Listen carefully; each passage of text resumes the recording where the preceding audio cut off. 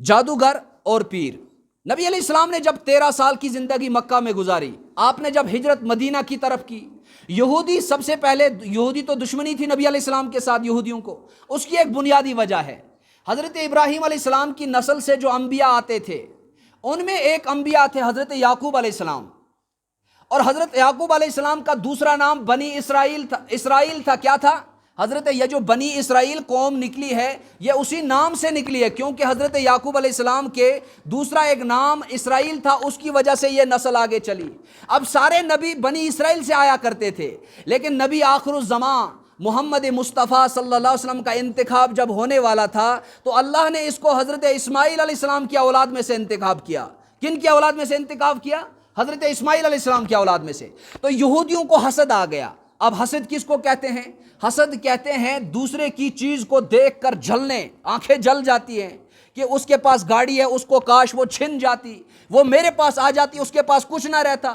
کسی کے بچے کو روپیہ 10 کماتے ہوئے دیکھا، اس کا بچہ دیکھ روز 800 آنڈا کما کا، ہمارا بیٹھ گیا ایک ہی جگہ پر، ہاں اس کو کریں گے کچھ کھلا، اس کو تعویذ شاویز جادوگروں کے پاس جا کر اس کو وہیں بٹھا دیں گے۔ یعنی کہ حسد اس چیز کو کہتے ہیں، دوسرے کی نعمت کو دیکھ کر اس طرح جلنا۔ اب جلے گا انسان تو جلنے والا اب ڈائریکٹ حملہ تو کرے گا نہیں، اب وہ سازشیں کرے گا۔ جب وہ سازشوں میں کامیاب ہوگا نہیں تو وہ ضرور کوئی ایسی تدبیر استعمال کرے گا جس کی وجہ سے وہ کامیاب ہونے کی کوشش کرے گا۔ اور سب سے بڑی تدبیر ان میں سے جو کی جاتی ہے، جب وہ سازشوں میں ناکام ہوگا، بہتان تراشی میں ناکام ہوگا، جھوٹ میں ناکام ہوگا، وہ ضرور کسی جادوگر سے رابطہ کرے گا۔ وہ کس کے ساتھ رابطہ کرے گا؟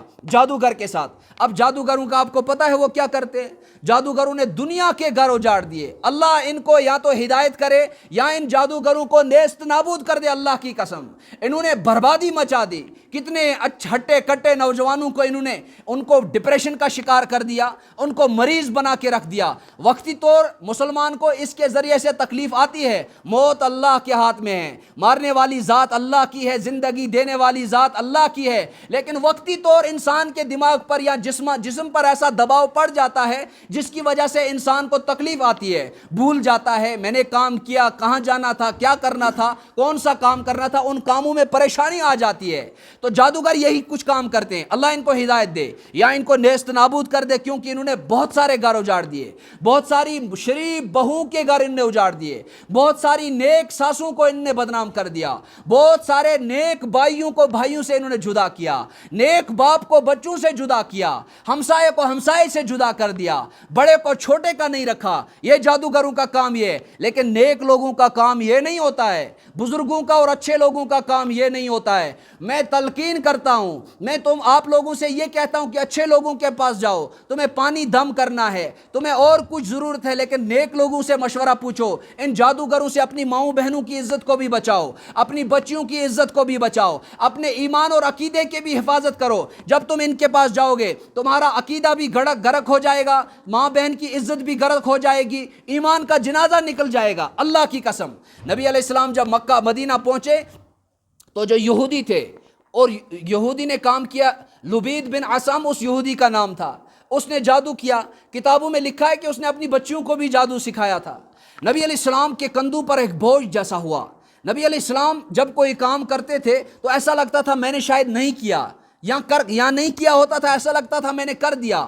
ایسا یہ بات بھی یاد رکھنی چاہیے کہ نبی ایسی ذات کو کہتے ہیں جس پر جادو کچھ نہیں کر سکتا، جادو کوئی چیز رکاوٹ نہیں بن سکتی۔ اب یہ جو رکاوٹ آئی اس میں امت کے لیے تو سبق تھا نا، اگر نبی پر اثر نہیں ہوتا، اگر نبی کے اوپر یہ جادو نہ کیا جاتا، ہمیں علاج کیسے ملتا؟ ہمیں کیسے پتا چلتا کہ جادو کا علاج کیا ہے؟ پھر لوگ اعتراضات اٹھاتے، اسلام نے کسی چیز کا حل نہیں نکالا، یہ دیکھو جادو کا علاج بھول گیا اسلام کو، یہ دیکھو اس چیز کا علاج بھول گیا۔ لیکن نبی علیہ السلام کائنات کے امام، انبیاء کے امام، جنات کے نبی، فرشتوں کے نبی، جب آپ مدینے میں گئے آپ کو جادو کا اثر ہوا، بہت تکلیفوں سے آپ گزر رہے تھے، یہاں تک کہ آپ کو خواب کے ذریعے، بعض کتابوں میں لکھا ہے کہ خواب کے ذریعے سے، کیونکہ نبی کی خواب بھی وحی ہوتی ہے، جب نبی کو خواب آئے تو وہ کیا ہوتی ہے؟ وہ وحی ہوتی ہے۔ نبی کا خواب بھی وحی ہوتا ہے، نبی وہی دیکھتا ہے جو اللہ دکھائے۔ نبی اپنی طرف سے کچھ نہیں کہتا، نہ اپنی طرف سے کچھ کرتا ہے، بلکہ جو کچھ بھی کرتا ہے وہ کس کے حکم سے کرتا ہے؟ چاہے خواب آئے، چاہے وہ بولے، چاہے وہ بات کرے، اس کا اٹھنا بیٹھنا